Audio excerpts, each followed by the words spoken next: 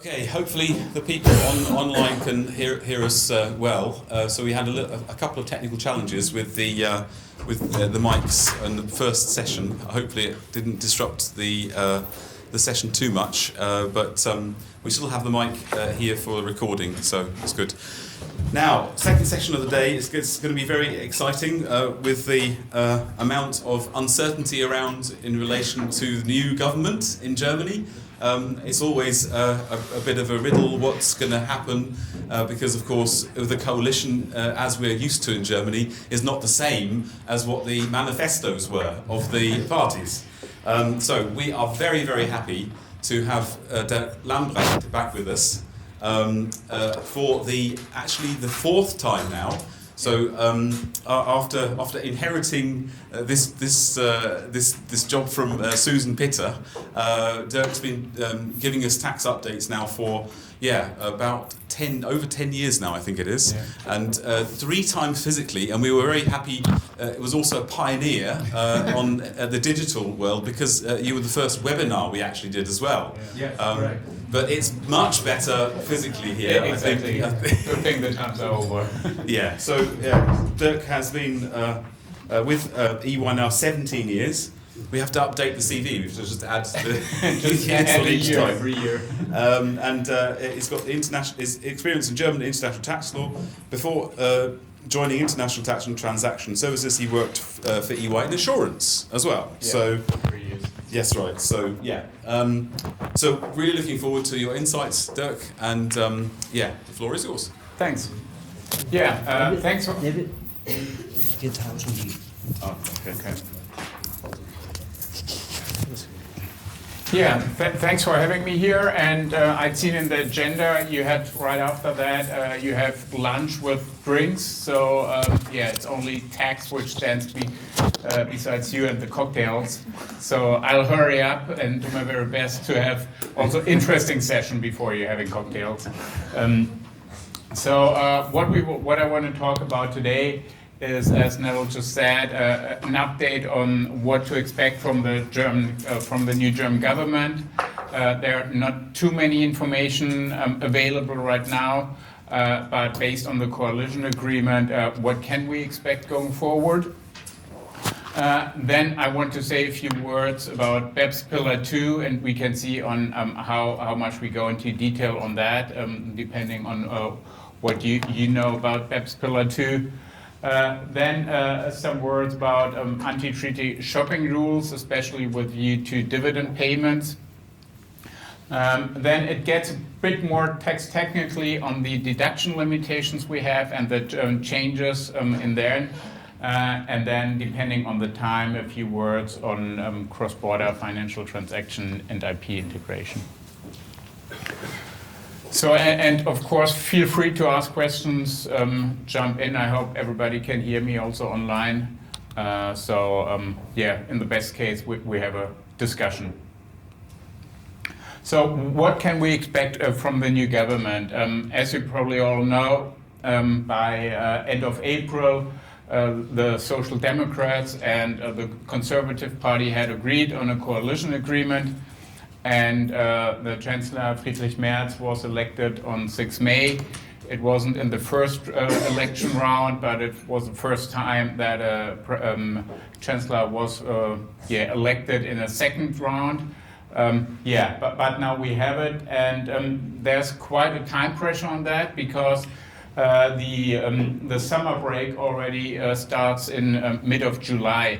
So every law, also tax law, which should be enacted prior to the summer break, would have to be enacted by 11th of July, which is just one and a half month time. There's a possibility that it's been postponed, the summer break beginning to end of July, so they have 2 weeks more time. But let's see. So there are also, from a tax perspective, a few items which should be enacted prior to summer break so that they already have an effect in 25, but it remains to be seen. Yeah, it's probably a bit small that everybody can read it, so I just talk you through. So what's planned from a tax perspective?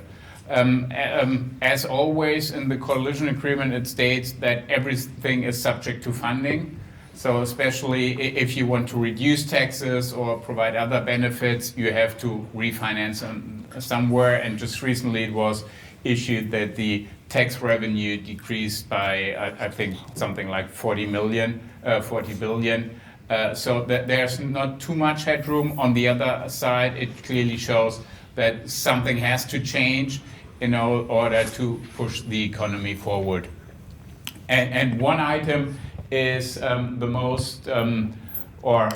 item is that declining balance depreciation should be included, which is quite common to push the economy forward.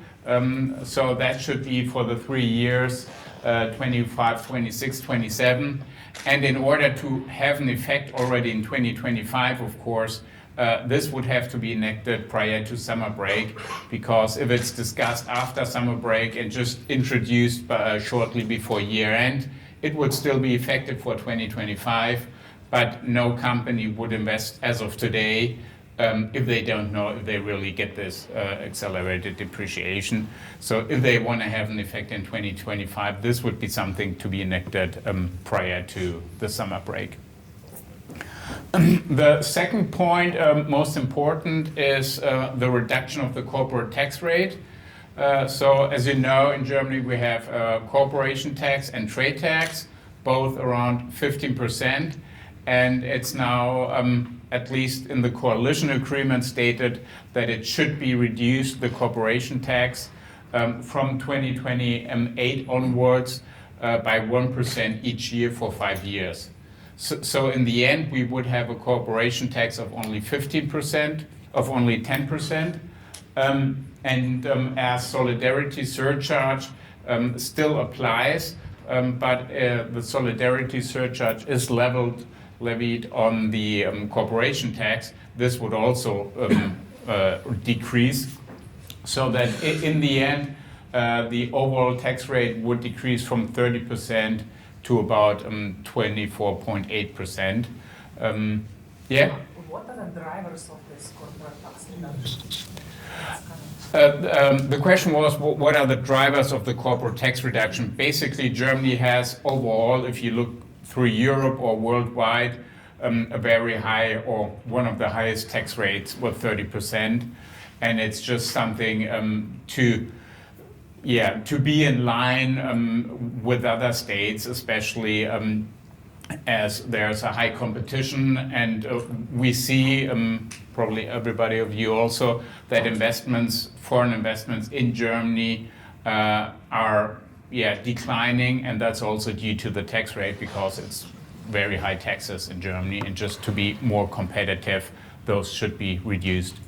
But on the other hand, it also has a significant impact on the tax revenues, and therefore there's always some kind of balancing.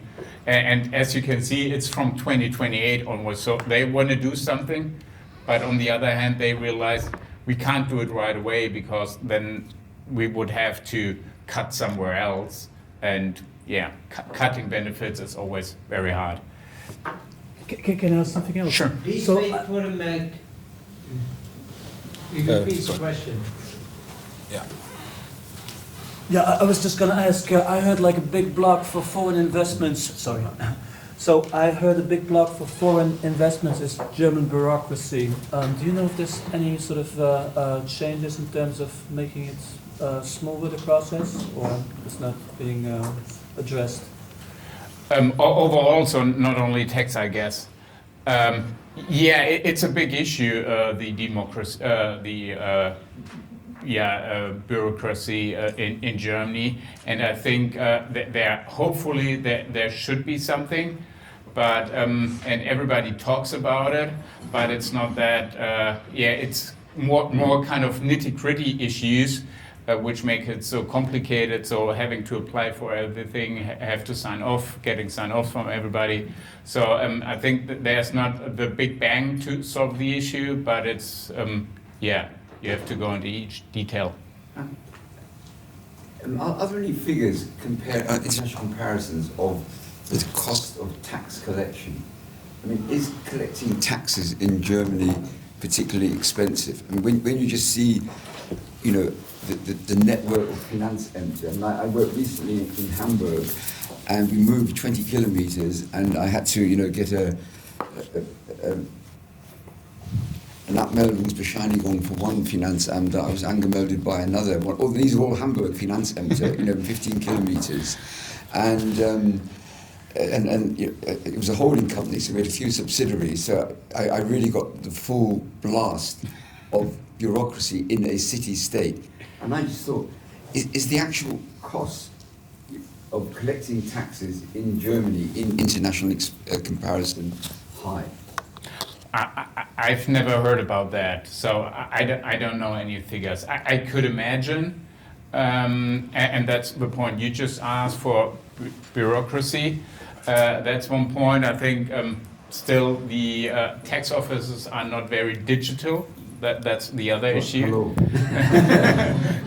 They think it's digital to communicate by email, and yes, some tax auditors at least.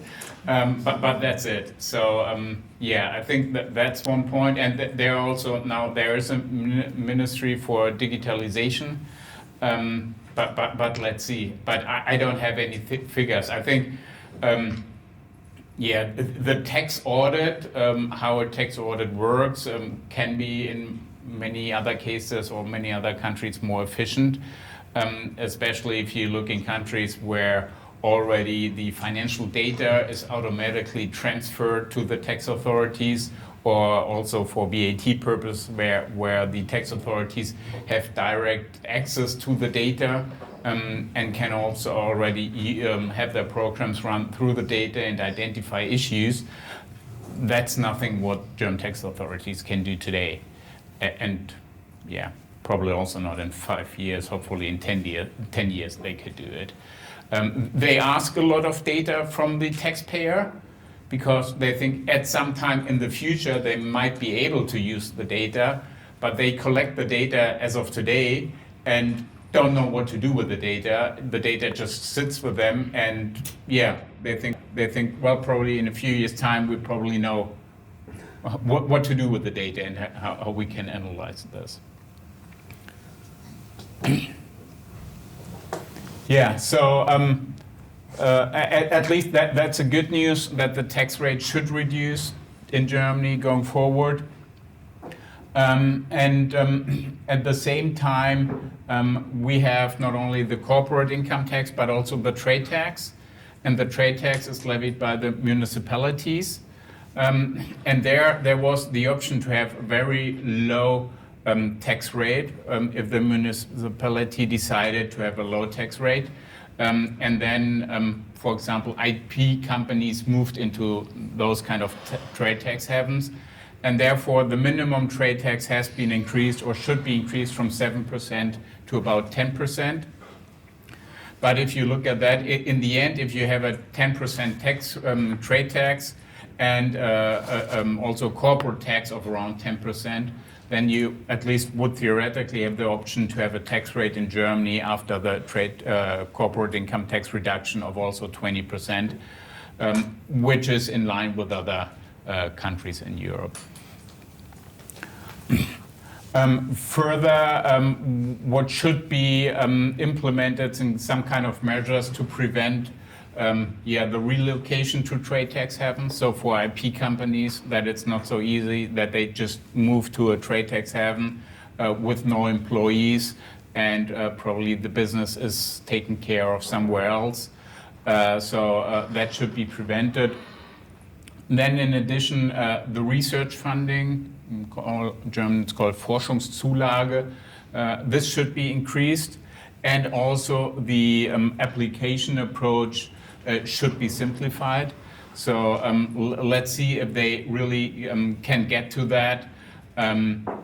It would be a way forward. And then also on the global minimum tax pillar 2, they decided to support pillar 2 but also in international context, so that no disadvantage for German companies result.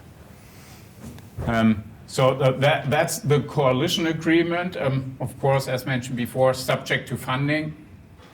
And as always, it remains to be seen what's really implemented in the end, and if something else comes up what is more urgent. But I think everybody, including the Social Democrats, see the necessity to stimulate the economy. I think that's it, what we can say as of today. The finance minister is only in place for, let's say, 1.5 months, and he's still sorting out his personnel. There have been some changes on lower levels. It will take another month or two to see how the first tax law, how it comes.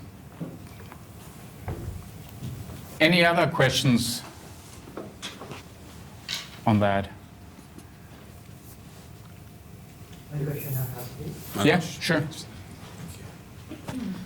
So we are looking at the 2028 for these changes to take effect. For the reduction of the corporate hate. But that's like quite far away. It is, and you never know what happens in between. Yeah, and then I think it's aimed to increase the competitiveness, and this is where the problem lies. The high cost of energy, the high cost of labor. And this is also, we are seeing this in isolation, depending on how other countries react to these changes and how they respond. So what total impact could this have on the German economy or investment scenario? Yeah, I think one of the other items, it's the last one here, where it says they want also to reduce energy and electricity tax. To the lowest extent possible within EU regulations. So I think energy tax or energy costs in Germany are also driving and an issue for investments. We are not going to build new nuclear plants. I think that's clear. It remains to be seen on which level the energy costs could go down to. Yeah.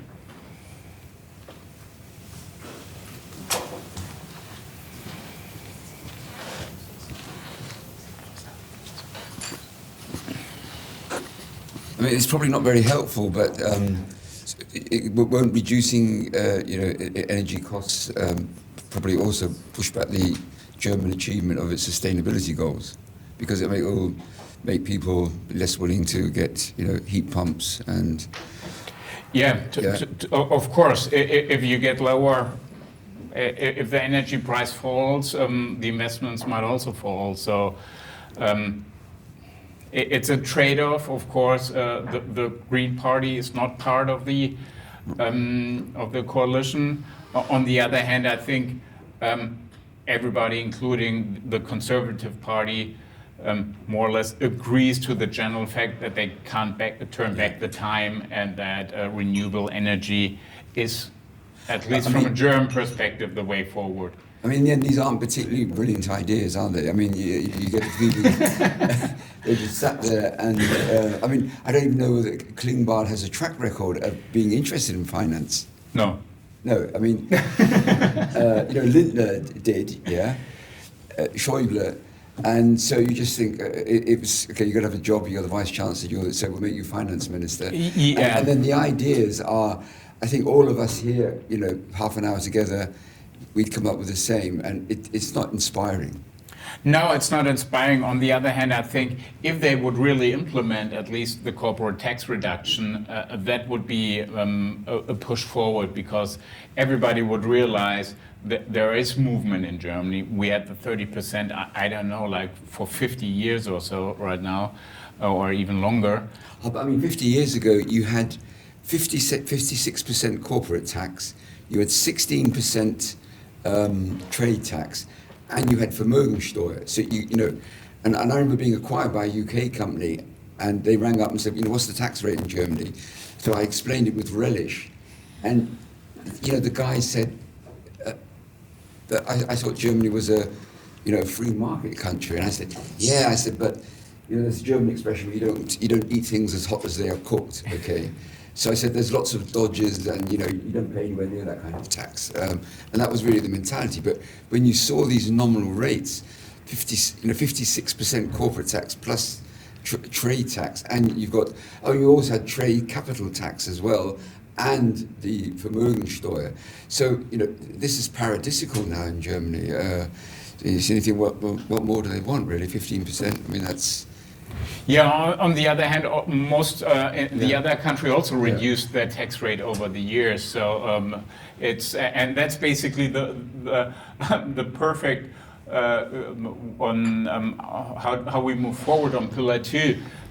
So every country reduces their tax rates, and I think the 30% might have been good in comparison several years ago, like 20, 30 years ago, but not as of today. So every country moved down with their tax rate, and Germany didn't move down. So if you have a comparison, Germany is always on top. But the tax savings grow bigger and bigger. Yeah. Sorry, yeah, I mean, so it's really, you're chasing your tail, because the tax rates have come down, and then if you measured it with how much was in tax havens 50 years ago and how much is now, it bears no correlation to tax rates. So regardless what the tax rate is, you're always going to lose taxes. And then we all complain about public services, but they want to pay it. You know, it's a downward spiral. Yeah, true. Yeah, so I have a question. Maybe you can say something about it. You're talking about tax rate of 30%, including trade tax and corporation tax. We have a lot of clients that invest in investment property, and they don't pay any trade tax at all. Yeah. So, so their tax rate is going from 15 down to 10%, and they're not contributing to the German way of life or anything, or the economy. They're just buying properties and renting them out. So is there any idea of sort of getting rid of this this trade tax? Well, the possibility that investment properties don't actually pay trade taxes. Is there any thoughts along those lines?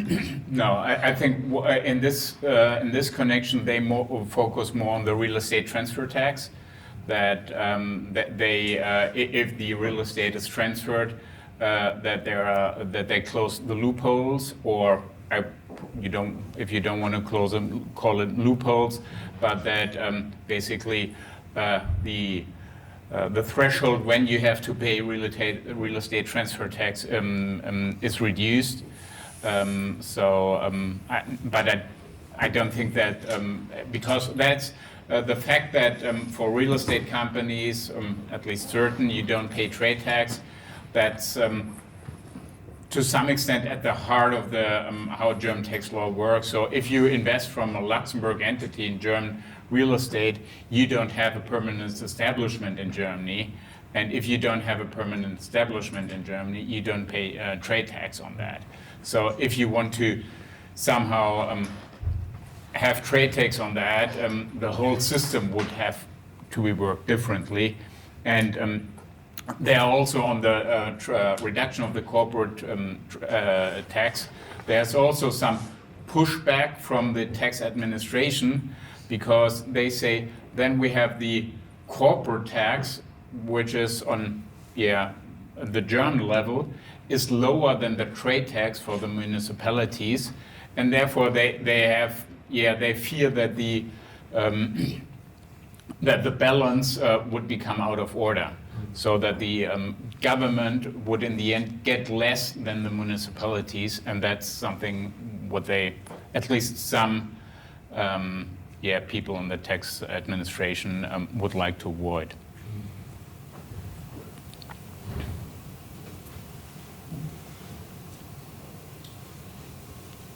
Okay, then let's move forward to BEPS Pillar 2.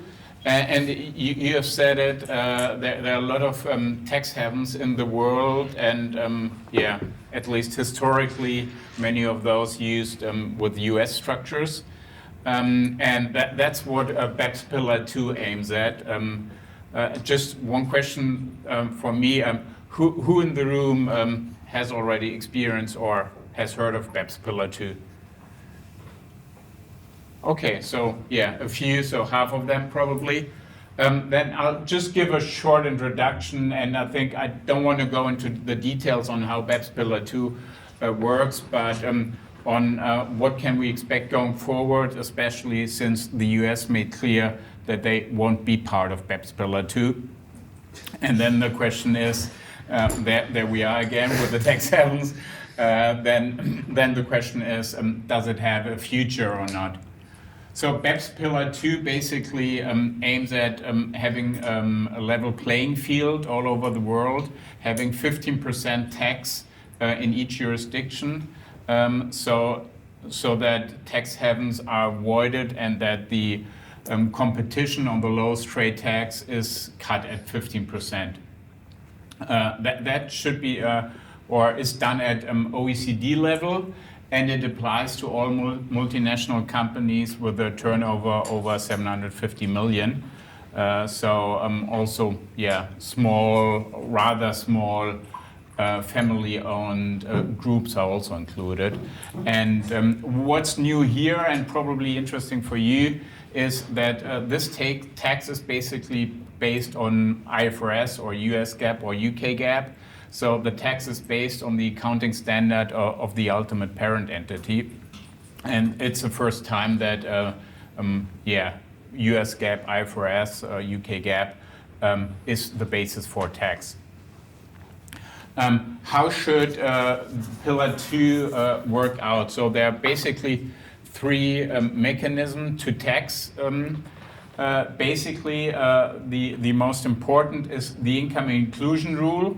So if an entity or the UPE is resident in a country which implemented BEPS Pillar 2 and also the income inclusion rule, then basically it says if you have an entity in a jurisdiction, or if you have a jurisdiction where the jurisdictional ETR is below 15%, you pay the different to 15% in your country of the UPE. However, if you look at Switzerland, for example, Switzerland had a tax rate of probably 10 to 12%. You had a UK group, UK implemented the income inclusion rule, then the 3% difference between 12% and 15% would be payable in the UK. Then, of course, Switzerland says, well, if you tax the profits from Switzerland, anyhow, why should you pay the tax in the UK? Please pay it in Switzerland. That's why the so-called qualified domestic minimum top-up tax was introduced, where the country itself, where the entity is resident, could say, we implement the same rules as in the income inclusion rule, and we tax the entity itself, even though the nominal tax rate might be below, corporate tax rate might be below 15%. We tax you up to 15%, and then the country of the UPE would not be allowed to tax anything in addition.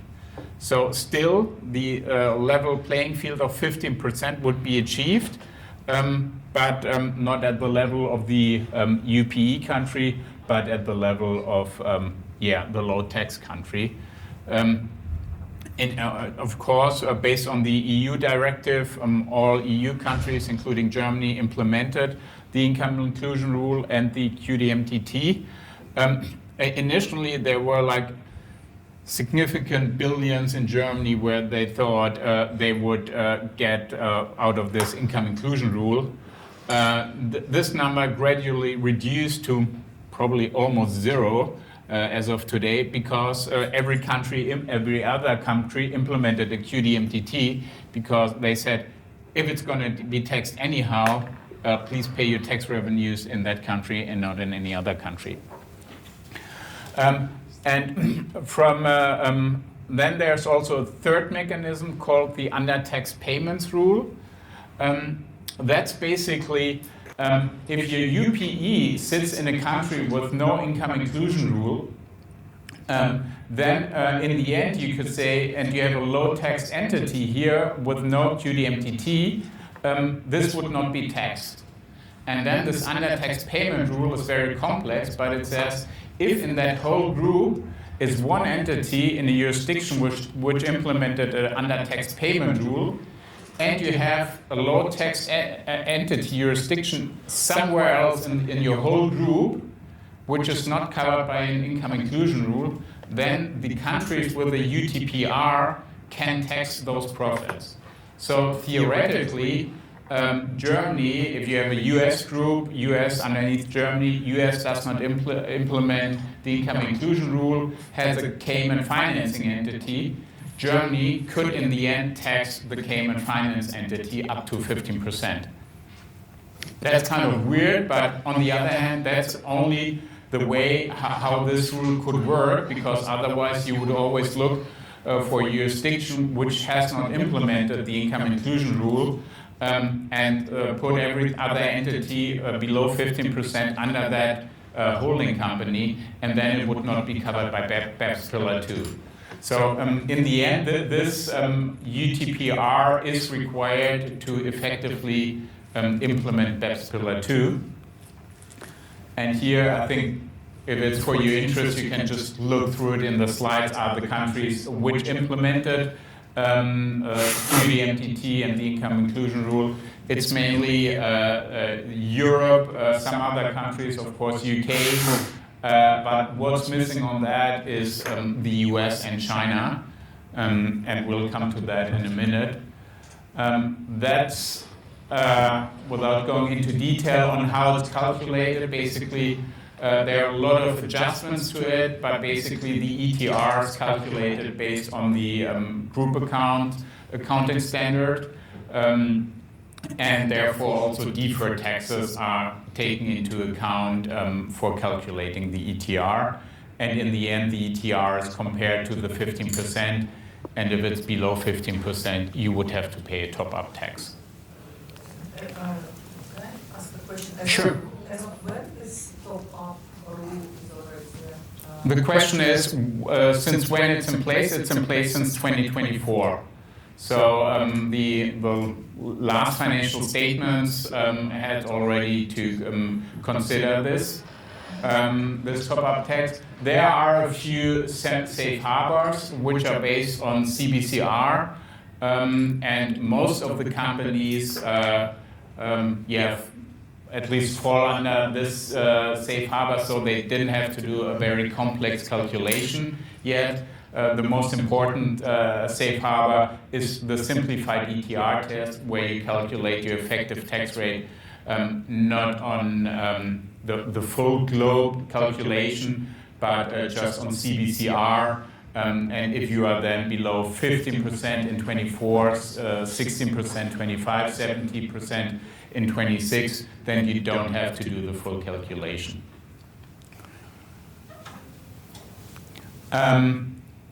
One item just so that you've heard of, Germany has implemented a so-called Pillar 2 tax group. So not every entity in Germany has to file a Pillar 2 tax return, which has to be filed in mid of 2026.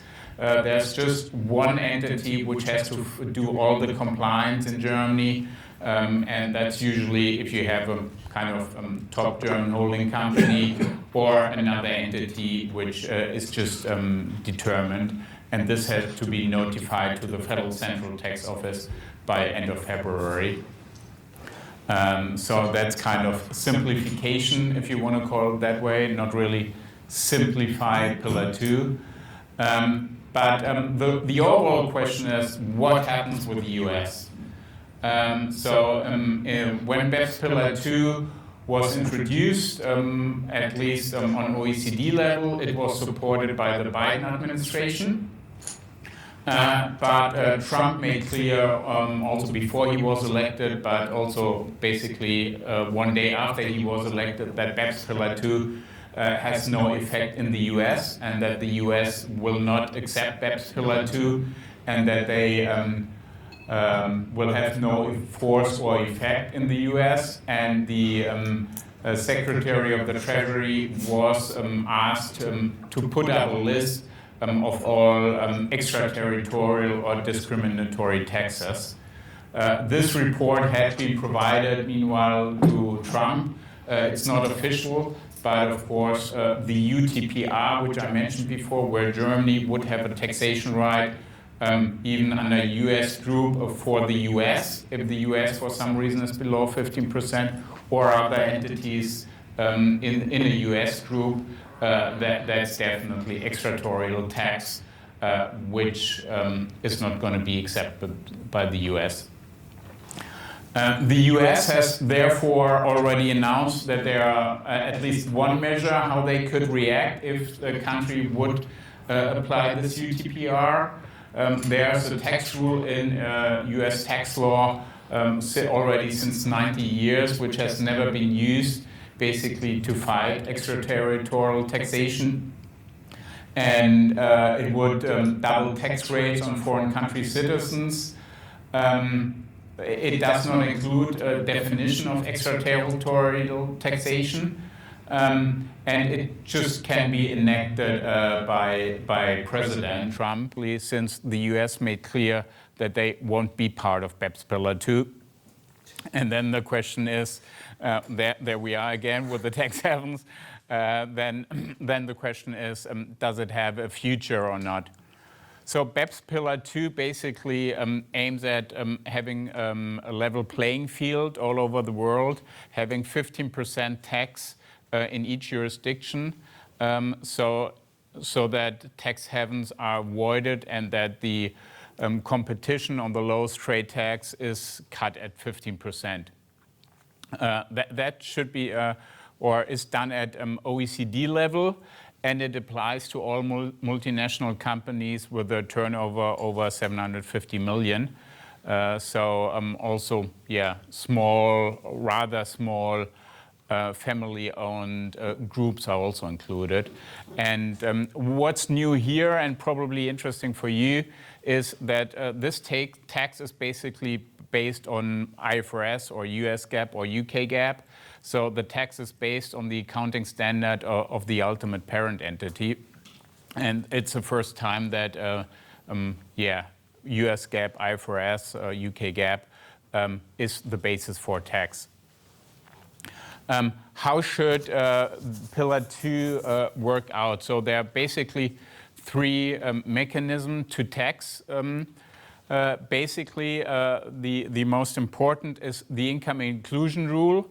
So if an entity or the UPE is resident in a country which implemented BEPS Pillar 2 and also the income inclusion rule, then basically it says UPR. So basically the Bermuda structure underneath the US would then also not be subject to UTPR. If they would be successful with that, BEPS Pillar 2 would basically be dead, because then the US groups could still use their structures and have a very low tax rate, whereas all over the world there's 15% and high compliance burdens, which is very extensive. So the rules on that are about, for BEPS Pillar 2, are about 90 to 100 pages, and I think there are already commentaries of about 400 to 500 pages from the OECD. So it's very, very complex rules. What is the US argues that they already have some kind of BEPS Pillar 2. It's called GILTI, Global Low Tax Intangible, Global Intangible Low Tax Income, which is taxed in the US. The problem with that is that it's based on a jurisdictional blending. So they put the whole US, the whole group of a US multinational, and calculate the tax for that whole group. And then you could basically have the low tax in Cayman set off with a high tax in Germany, and you would still be higher than or lower than 15%, but higher as the rule for GILTI. As the low tax rule for GILTI is lower than the 15%. It's currently, I think, around 13%. So there are two issues. The calculation method is completely different, and the minimum tax to be applied is also lower. So it remains to be seen. There are some options which are being discussed on EU level. On the other hand, they are not really convincing. So one option is to have a transitional UTPR safe harbor. This would just postpone the issue. Make changes to guilty. That would be the best case. In the best case, having guilty not being calculated on a jurisdictional level, but on or not on a global level, but jurisdictional level. But that's not going to happen. It's unclear. China has also not yet implemented the income inclusion rule or any other BEPS Pillar 2 rule. China is basically waiting, I think, what the US is doing.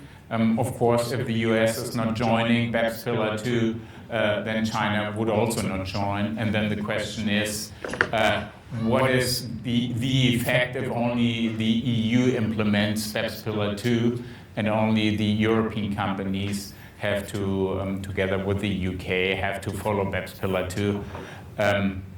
It's a huge burden. It's bureaucracy again on tax, and On the other hand, from a political standpoint, the EU always pushed for BEPS Pillar 2 to have a level playing field, and it's hard to imagine that they would just turn around and abolish BEPS Pillar 2.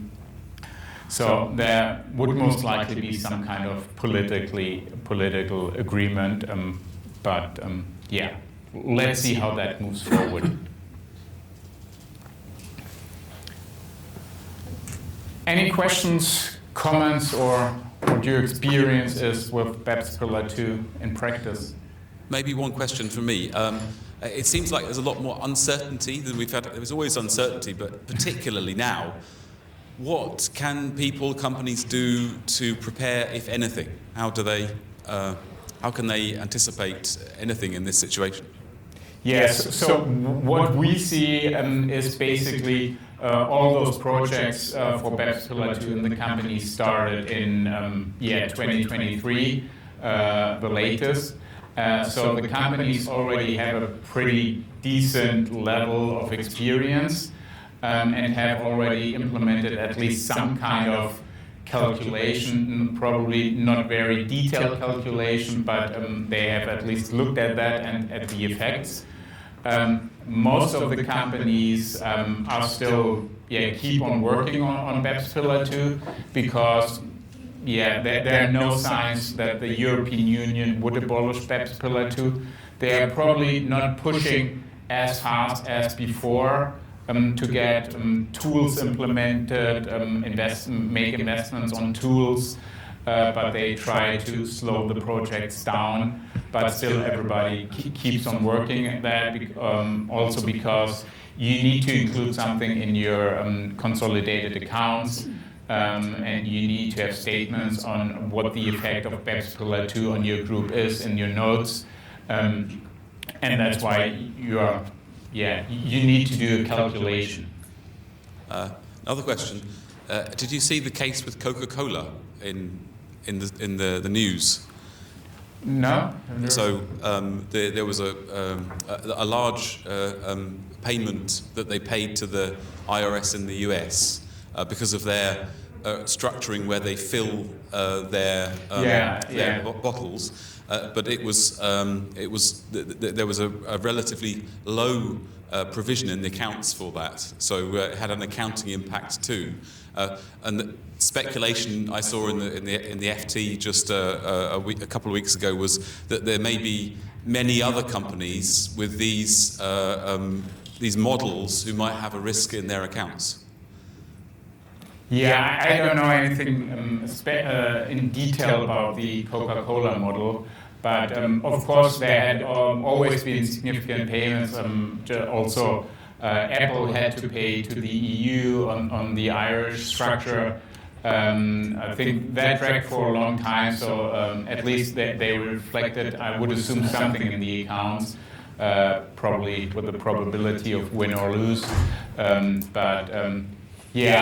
I haven't heard anything about that this would have a significant impact on the accounts. Also, BEPS Pillar 2 should not have a significant impact because it's, most of the countries are paying 15%, and everybody had time to adjust to the new structure and to BEPS Pillar 2. So already in the past few years, a lot of companies moved out from, at least from Cayman, Bermuda to, for example, Switzerland. Received a step up in Switzerland on the IP, didn't pay taxes in Bermuda, so they have a high basis which can then be depreciated over time, so that they are also not paying a significant amount of additional taxes here. Yeah.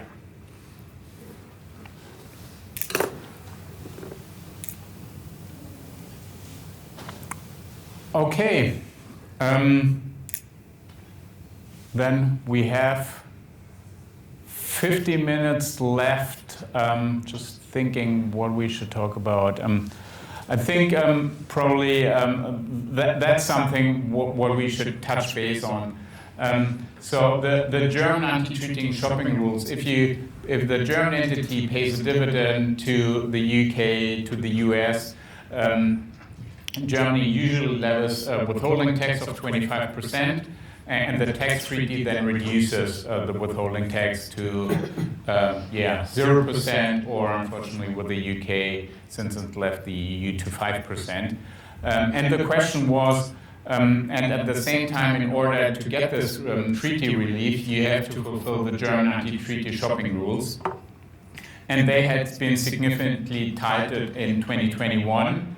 And in case the direct shareholder could not fulfill the German anti-cheating shopping rules, but the indirect shareholder in a different country, up to a few weeks ago, you could not look through. So you couldn't say, even though the same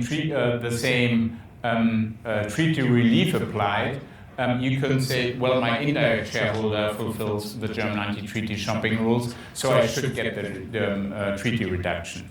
That didn't work out, so you couldn't look through, but there was a new leaflet issued from a federal ministry, from the Federal Tax Office, which has not the level of a circular from the Federal Ministry of Finance, but it basically states on how the Federal Tax Office applies the rules.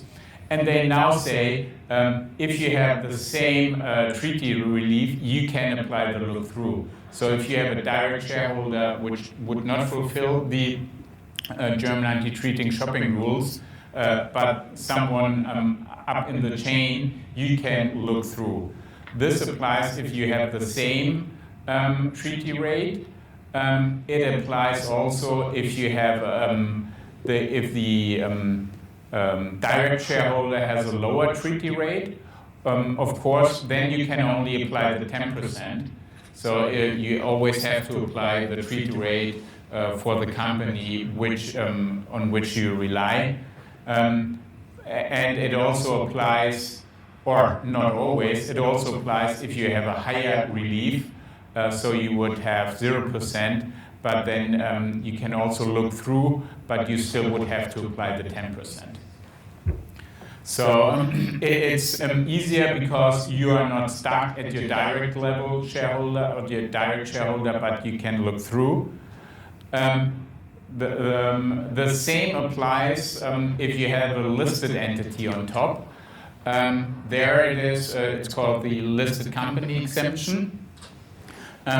If you have the same treaty relief, then you can look through. Unfortunately, and it's not logical, if you have a higher treaty rate, so if your direct shareholder has a 0% treaty rate, the listed company a 5% treaty rate, you would have thought that you could also say, well, I get the 5% right now if I can look through, but there for some reason the Federal Tax Office says you cannot look through if your listed company has a lower treaty relief, so a higher withholding tax rate, then you are still stuck, can only look at your foreco. And in this case, if that doesn't fulfill the German anti-cheating shopping rules, you are stuck with 25%. There's at least some kind of simplifications. In case of such a structure, it is unclear what would happen where you have a 0% on your direct shareholder, 5% in an intermediary holding company, and 0% of the listed company. Then you could argue, well, the listed company has the same withholding tax rate, and therefore you can look through. On the other hand, the question is as to whether you are stuck at that level. So that's a quick round on that. The deduction limitations I probably skip because that's kind of, as mentioned before, it's very tax technically. Just a few words probably. As you know, there's the interest limitation rule in Germany, which restricts the interest deduction. And there the definition of interest expense has been widened. So far, it was only remuneration for borrowed capital. So, and now it has been widened to also include equivalent expenses and other expenses with the procurement of borrowed capital. This one is the same in entire Europe, right? 30% EBITDA. Yeah, it's basically it's comparable to other rules in Europe. Of course, they are. Every rule has some kind of specific, but they're kind of the same rules everywhere. And that's also the purpose of this amendment now, so that the interest expense is now defined in line with the EU ATAD directive. Because the Anti-Tax Avoidance Directive had a broader understanding of interest expense. So, for example, right now, commitment interest, guarantee fees, something like that, agency fees also are included. And whereas in case of commitment interest, commitment fees, it's clear that you have not yet borrowed the funds because you're just paying to be able to borrow it in future. So it's not interest expense for borrowed capital, it's just it's kind of a financing fee, but this is going to be included here. Skip that. Then there's also the license barrier rule, which restricts the deduction of license expenses if payments are made to a preferential tax regime, which is not Nexus compliant. And here the question was as to whether payments in the US, which are covered under the foreign derived intangible income rules, as to whether this FDII regime qualifies as a preferential tax regime. And these kind of cases were discussed in tax audit, and the German tax authorities initially pushed that the FDII is considered a preferential tax regime, but now there was an agreement on federal and state level that FDI should not be considered as a preferential tax regime. However, this is not official. There's no update of the Federal Ministry of Finance circular, which basically means they can roll back any time and say, no, we still think it's a preferential tax regime. So I think it's something what depends on how the overall discussion with Trump and administration also on BEPS Pillar 2 evolve, and if Germany, how Germany wants to position itself here. I'll skip the anti-hybrid rules, and probably just as a last item, so that you've heard of it, even though I'm not a transfer pricing expert, there are new rules on cross-border intercompany financing and how those should be priced. So far, usually if a German entity receives a loan, Then there was a benchmark for the loan. There was a rating for the German entity on a standalone basis to see what would be the interest rate, the correct interest rate, which the entity would have to pay to a third party, basically. Now there are different rules on how this arm's length interest rate is defined. On the first hand, there's a debt capacity test introduced.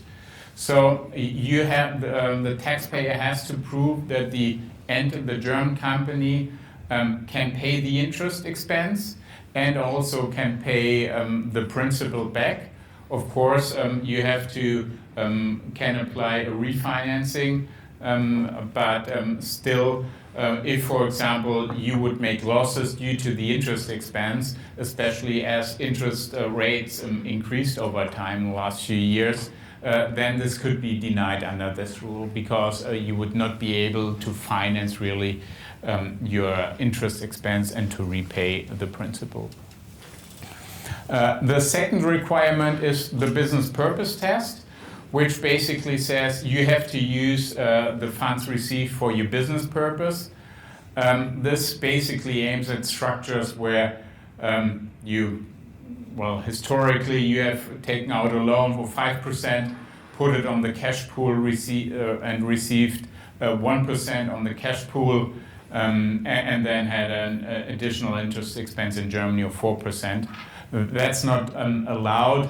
The question is what's also covered by business purpose test. So you have to prove basically that you, if the interest that you earn a higher rate in return than the interest rate. So if you basically would invest, you take out a loan of 5%, would invest in something, and you have a rate of return of 4%, that would not be in line with the business purpose test. So you have to show that your investments have a higher margin than the interest rate. Questions insofar was as to whether a leveraged dividend, so a debt-financed dividend, would still be allowed, which was a typical instrument to push debt down to Germany. So reduce your equity, but don't pay it out, but take out a loan. And the question was, is that there's no return on that dividend? So you could argue it's not covered by the business test, a business purpose test. On the other hand, it's of course the business purpose of a whole entity to make dividends and to be profitable and to provide the funds to the shareholder. And now it's clarified that a leveraged dividend should still be possible under the business purpose test. The last item is the group rating test, where it says now, historically, it was always a standalone rating for the German entity in order to determine the interest rate. Now it says it cannot be higher than the group rating. So that's a total different approach because usually you just look at the standalone entity and not at the whole group because it's a German taxation. But now there's a requirement that it cannot be higher than the group rating, which can also reduce the interest rate. And there are also some grandfathering rules, but generally it applies, those kind of rules applies for 2024 onwards. So not only for new loans taken out, but also for existing loans. So also for those kind of loans, you have to fulfill especially the debt capacity test. And if you do not fulfill it, it would not be considered as interest. Yeah, I think... Cocktails. Not quite. First, any last questions? I know we've been asking them through, but Amy, do you have a question? I was going to say photos. Yes, I'm going to that. So I have a technical question. If the tax rate is below 15%, maybe going back to the BEPS Pillar 2. Sure. So we have on a group basis, a tax rate of, say, 10%. Mm-hmm. And that's because of unrealised profits that wouldn't normally be taxable in Germany. Say that we have, in 5 years' time, have a tax rate of 10% in Germany, as an example. But this profit, according to IFRS, is on untaxed or unrealised profits, which wouldn't actually be taxable in Germany. Would that, the difference between 10%, and 15%, would that still be taxed and a payment need to be made to the German tax authorities in this case? Don't know if I fully understood, but if we take the example you had, we discussed before on the real estate. So if real estate would only pay 10% in Germany, then BEPS Pillar 2 or the qualified domestic minimum top-up tax could kick in and increase it to 15%. It's rather complex. In this case, Germany would probably not have a taxation right, because you need to have a PE in Germany to have a taxation right. But then Luxembourg would potentially have a taxation right on that.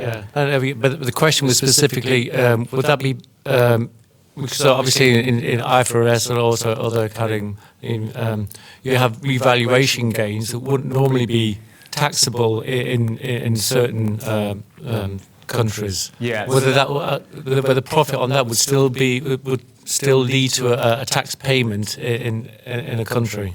Well, you will. So wouldn't that be covered by the deferred tax? Exactly, that's the answer. It would be. It should be covered by the deferred tax, and as the deferred taxes are taken into account.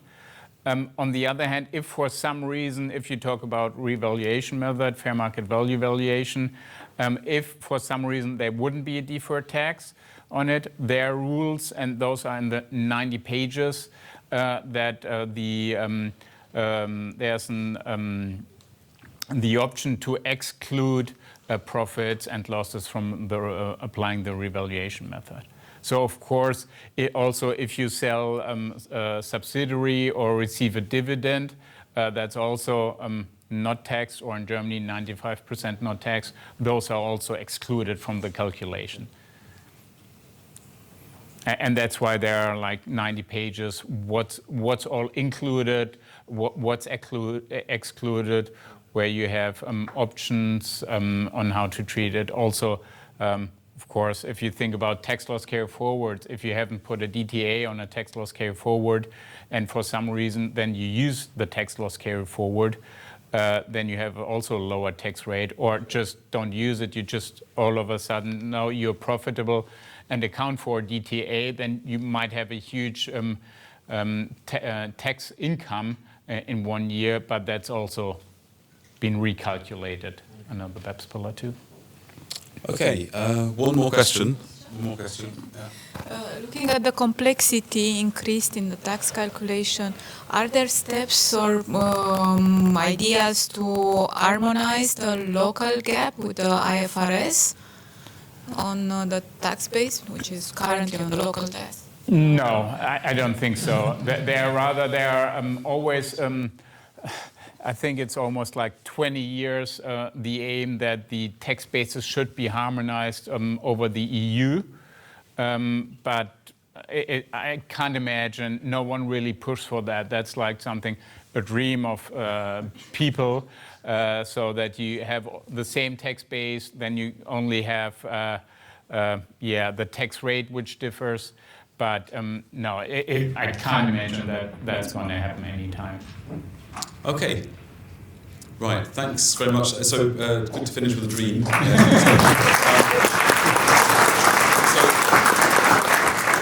Before cocktails, just a very big thank you to Dirk. You are really excellent at making this extremely complicated subject more simple. And I know that there are maybe more questions that we didn't have time to go through. But are you staying on for a little bit? Okay. So if there's any other questions, then please. Sure. Please do that. So, thank you very much indeed. Before cocktails...